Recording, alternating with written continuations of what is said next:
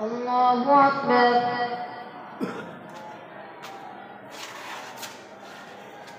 الحمد لله رب العالمين الرحمن الرحيم مالك يوم الدين إياك نعبد وإياك نستعين اهدنا الصراط المستقيم صراط الذين أنعمت عليهم غير المغضوب عليهم ولا الضالين. صاد والقرآن بالذكر بل الذين كفروا في عزة وشقاق كم أهلكنا من قبلهم من قرن فنادوا ولا تحين مناص وعجبوا أن جاءهم منذر منهم وقال الكافرون هذا ساحر كذاب أجعل الآلهة إلها واحدا إن هذا لشيء عجاب. وانطلق الملأ منهم أن امشوا واصبروا على آلهتكم إن هذا لشيء يراد ما سمعنا بهذا في الملة الآخرة إن هذا إلا اختلاق أنزل عليه الذكر من بيننا بل هم في شك من ذكري بل لما يذوقوا عذاب أم عندهم خزائن رحمة ربك العزيز الوهاب أم لهم ملك السماوات والأرض وما بينهما فليرتقوا في الأسباب جند ما هنالك محزون من الأحزاب كذبت قبلهم قوم نوح وعاد وثمود كذبت قبلهم قوم نوح وعاد وفرعون ذو الأوتاد وثمود وقوم لوط وأصحاب الأيكة أولئك الأحزاب إن كل إلا كذب الرسل فحق عقاب وما ينذر هؤلاء إلا صيحة واحدة ما لها من فاق وقالوا ربنا عجل لنا رزقنا قبل يوم الحساب اصبر على ما يقولون واذكر عبدنا داود ذا الأيد إنه أواب إنا سخرنا الجبال معه يسبحن بالعشي والإشراق والطير محشورا كل له أواب وشددنا ملكه وآتيناه الحكمة وفصل الخطاب وهل أتاك نبأ الخصم إذ تسوروا المحراب إذ دخلوا على داود ففزع منهم قالوا لا تخف خصمان بغى بعضنا على بعض فاحكم بيننا بالحق ولا تشتت واهدنا إلى سواء الصراط إن هذا قيله 99 نعجة ولي نعجة واحدة فقال اكفلنيها وعزني في الخطاب قال لقد غلبك بسؤال نعجتك إلى نعاجي وإن كثيرا من الخلطاء ليبغي بعضهم على بعض إلا الذين آمنوا وعملوا الصالحات وقليل ما هم وظن داود أنما فتناه فاستغفر ربه وخر راكعا وأناب. الله أكبر. الله أكبر. فغفرنا له ذلك وإن له عندنا لزلفى وحسن مآب. يا داود إنا جعلناك خليفة في الأرض فاحكم بين الناس بالحق ولا تتبع الهوى فيضلك عن سبيل الله إن الذين يضلون عن سبيل الله لهم عذاب شديد بما نسوا يوم الحساب وما خلقنا السماء والأرض وما بينهما باطلا ذلك ظن الذين كفروا فويل للذين كفروا من النار أم نجعل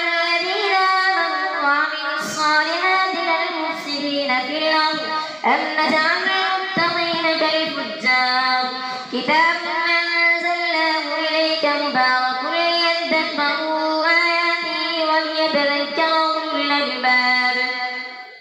ووهبنا لداود سليمان نعم العبد إنه أواب إذ عرض عليه بالعشي الصافنات الجياد فقال إني أحببت حب الخير عن ذكر ربي حتى توارت بالحجاب ردوها علي فخفق مسحا بالسوق والأعناق ولقد فتنا سليمان وألقينا على كرسيه جسدا ثم آب قال رب اغفر لي وهب لي ملكا لا ينبغي لأحد من بعدي إنك أنت الوهاب فسخرنا له الريح تجري بأمره رخاء حيث أصاب والشياطين كل بناء وغواص وآخرين مقرنين في الأصفاد هذا عطاؤنا فامنن أو أمسك بغير حساب وإن له عندنا لزلفى وحسن مآب واذكر عبدنا أيوب إذ نادى ربه أني مسني الشيطان بنصب وعذاب اركض برجلك هذا مغتسل بارد وشراب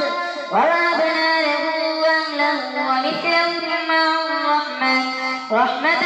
منا وذكرى لأولي الألباب وخذ بيدك رزقا فاضرب به ولا تحنث إنا وجدناه صابرا نعم العبد إنه أواب واذكر عبادنا إبراهيم وإسحاق ويعقوب أولي الأيدي والأبصار إنا أخلصناهم بخالصة ذكر الدار وإنهم عندنا لمن المصطفين الأخيار واذكر إسماعيل واليسع وذا الكفل وكل من الأخيار هذا ذكر وإن للمتقين لحسن مآب جنات عدن مفتحة لهم الأبواب متكئين فيها يدعون فيها بفاكهة كثيرة وشراب وعندهم قاصرات الطرف أتراب هذا ما توعدون ليوم الحساب إن هذا لرزقنا ما له من نفاد هذا وإن للطاغين لشر مآب جهنم يصلونها فبئس المهاد هذا فليذوقوه حميم وغساق وآخر من شكله أزواج هذا فوج مقتحم معكم لا مرحبا بهم إنهم صالوا النار قالوا بل أنتم لا مرحبا بكم أنتم قدمتموه لنا فبئس القرار قالوا ربنا من قدم لنا هذا فزده عذابا ضعفا في النار وقالوا ما لنا لا نرى رجالا كنا نعبدهم من الأشرار اتخذناهم سخريا أم زاغت عنهم الأبصار إن ذلك لحق تخاصم أهل النار الله أكبر سمع الله لمن حمده الله أكبر الله أكبر الله أكبر الله أكبر الحمد لله رب العالمين الرحمن الرحيم مالك يوم الدين إياك نعبد وإياك نستعين اهدنا الصراط المستقيم صراط الذين أنعمت عليهم غير المغضوب عليهم ولا الضالين قل إنما أنا منذر وما من إله إلا الله الواحد القهار رب السماوات والأرض وما بينهما العزيز الغفار قل هو نبأ عظيم أنتم عنه ما كان لي من علم بالملأ الأعلى إن يختصمون إن يوحى إلي إلا أنما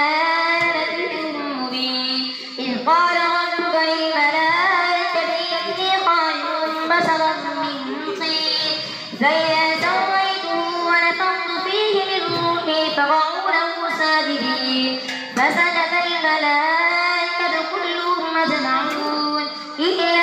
إبليس استكبر وكان من الكافرين قال يا إبليس ما منعك أن تسجد لما خلقت بيدي أستكبرت أم كنت من العالين قال أنا خير منه خلقتني من نار وخلقته من طين قال فاخرج منها فإنك رجيم وإن عليك لعنتي إلى يوم الدين قال رب فأنذرني إلى يوم يبعثون قال فإنك من المنذرين إلى يوم الوقت المعلوم قال فبعزتك لأغوينهم أجمعين إلا عبادك منهم المخلصين قال فالحق والحق أقول لأملأن جهنم منك وممن تبعك منهم أجمعين قل ما أسألكم عليه من أجر وما أنا من المتكلفين إن هو إلا ذكر للعالمين ولتعلمن نبأه بعد حين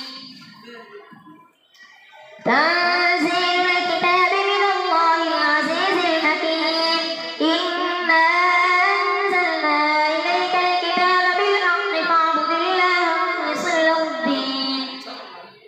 ألا لله الدين الخالص والذين اتخذوا من دونه أولياء ما نعبدهم إلا ليقربونا إلى الله زلفى إن الله يحكم بينهم فيما هم فيه يختلفون إن الله لا يهدي من هو كاذب كفار لو أراد الله أن يتخذ ولدا لاصطفى مما يخلق ما يشاء سبحانه هو الله الواحد القهار خلق السماوات والأرض بالحق يكور الليل على النهار ويكور النهار على الليل وسخر الشمس والقمر كل يجري لأجل مسمى ألا هو العزيز الغفار خلقكم من نفس واحدة ثم جعل منها زوجها وأنزل لكم من الأنعام ثمانية أزواج يخلقكم في بطون أمهاتكم خلقا من بعد خلق في ظلمات ثلاث ذلكم الله ربكم له الملك لا إله إلا هو فأنا تصرفون إن تكفروا فإن الله غني عنكم ولا يرضى لعباده الكفر وإن تشكروا يرضه لكم ولا تزر وازرة وزر أخرى ثم إلى ربكم مرجعكم فينبئكم بما كنتم تعملون إنه عليم بذات الصدور وإذا مس الإنسان ضر دعا ربه منيبا إليه ثم إذا خوله نعمة منه نسي ما كان يدعو إليه من قبل وجعل لله أندادا ليضل عن سبيله قل تمتع بكفرك قليلا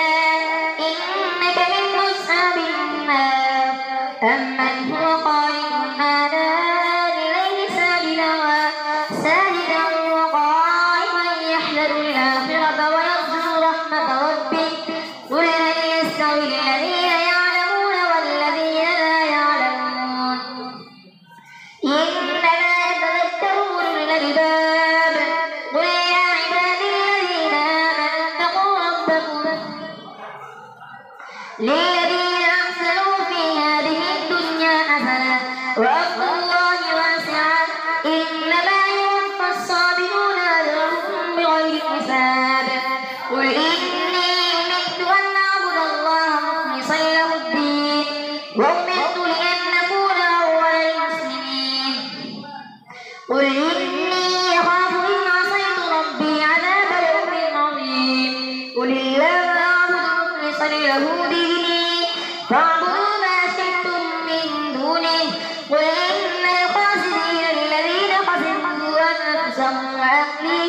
يوم القيامة ألا ذلك هو الخسران المبين لهم من فوقهم ظلل من النار ومن تحتهم ظلل ذلك يخوف الله به عباده يا عباد فاتقون والذين اجتنبوا الطاغوت أن يعبدوها وأنابوا إلى الله لهم البشرى فبشر عباد الذين يستمعون القول فيتبعون أحسنه أولئك الذين هداهم الله وأولئك هم أولو الألباب أفمن حق عليه كلمة العذاب أفأنت كنت من في النار لكن الذين اتقوا ربهم لهم غرف من فوقها غرف مبنية تجري من تحتها الأنهار وعد الله لا يخلف الله الميعاد ألم تر أن الله أنزل من السماء ماء فسلكه ينابيع في الأرض ثم يخرج به زرعا مختلفا ألوانه ثم يهيج فتراه مصفرا ثم يجعله حطاما إن في ذلك لذكرى لأولي الألباب أفمن شرح الله صدره للإسلام فهو على نور من ربه فويل للقاسية قلوبهم من ذكر الله أولئك في ضلال مبين الله نزل أحسن الحديث كتابا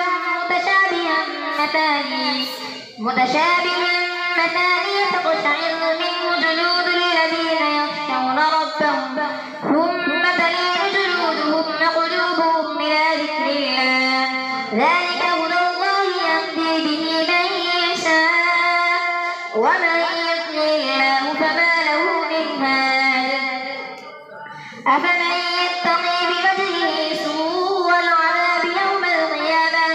وقيل للظالمين ذوقوا ما كنتم تكسبون كذب الذين من قبلهم فأتاهم العذاب من حيث لا يشعرون فأذاقهم الله الخزي في الحياة الدنيا ولعذاب الآخرة أكبر لو كانوا يعلمون ولقد ضربنا للناس في هذا القرآن من كل مثل لعلهم يتذكرون قرآنا عربيا غير ذي عوج لعلهم يتقون ضرب الله مثلا رجلا فيه شركاء متشاكسون ورجلا سلما لرجل هل يستويان مثلا الحمد لله بل أكثرهم لا يعلمون إنك ميت وإنهم ميتون ثم إنكم يوم القيامة عند ربكم تختصمون الله أكبر